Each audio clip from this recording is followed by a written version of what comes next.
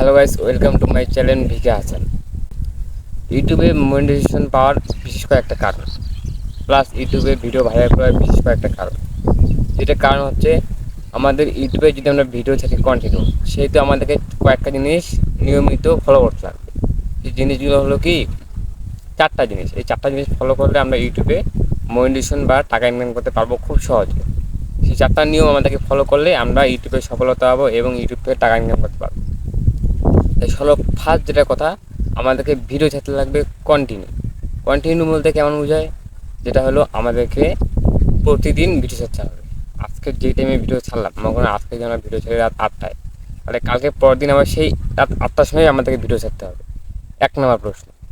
2 নম্বর প্রশ্ন, আমাদেরকে ভিডিও ছাড়বো যে আমাদের যে ডিভাইস আছে, ডিভাইসটা আমাদের যে ফোনটা আছে, আমাদের ফোনের অনেকজনের সাধারণত ক্যামেরা ভালো থাকে না, এই থাকে না, ওই থাকে না, ওগুলো করা যাবে না। আমাদেরকে সাধারণ একটা যে ক্যামেরা একটু ভালো, ওই ক্যামেরা একটু ভালো ক্যামেরা দিয়ে আমাদেরকে সুন্দরভাবে ভিডিও করে, ভিডিও কোয়ালিটি সুন্দর করে, ব্যাকগ্রাউন্ড, বিশেষ করে ব্যাকগ্রাউন্ডগুলো আমাদেরকে সলিড রাখতে হবে। তাহলে আমাদের ইউটিউব ভিউ হওয়ার খুব ভালো উপায়। এখন তৃতীয় কথা সেটা হলো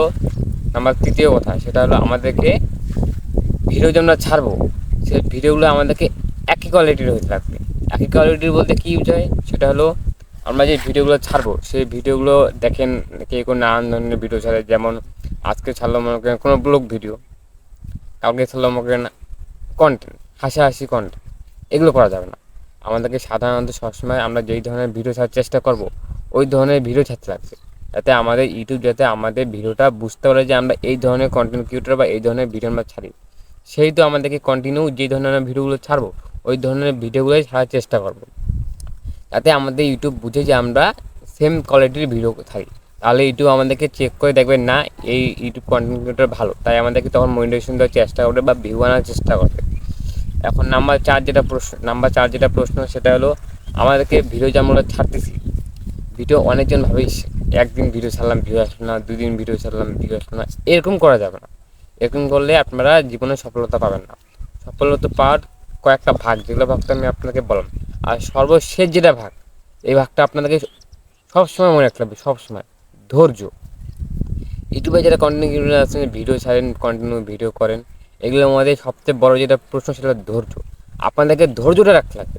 এই ধৈর্যটা যদি আপনারা রাখতে পারেন, তাহলে কন্টেন্ট ক্রিয়েটর জগতে আপনি সফল হতে পারবেন। কারণ একটা ভিডিও ছাড়লেন, 2টা ভিডিও ছাড়লেন, 3টা 4টা 10 12 20টা ভিডিও ছাড়লেন, সাপোজ একটা ভিডিওতে আসলো না, আপনার ভিউ আসলো না, কোনো শেয়ার আসলো না, কমেন্ট আসলো না, ভাঙে পড়বে না। ইউটিউব জিনিসটাই হলো ধৈর্যের উপর। আপনি যখন কন্টিনিউ একটা ভিডিও ছাড়বেন, কন্টিনিউ ভিডিও ছাড়া পর্যন্ত আপনার যখন এনার্জি চলে যাবে, আপনি ছাড়ে দেবেন। এটা করা যাবে। আপনাদেরকে সবসময় এটা মানতে লাগবে। সফলতা পেতে গেলে কষ্ট করতে লাগবে, ধৈর্য করতে লাগবে। আপনার ধৈর্য ধরে থাকবেন, কন্টিনিউ ভিডিও ছাড়বেন, আশা করি ঠিক সঠিক নিয়মে কন্টিনিউ ভিডিও ছাড়বেন, একটু ভিডিও কোয়ালিটি সুন্দর করবেন। আমি বলতেছি Hasan, V K Hasan YouTube channel থেকে আপনি সফলতা পাবেন নিশ্চিত।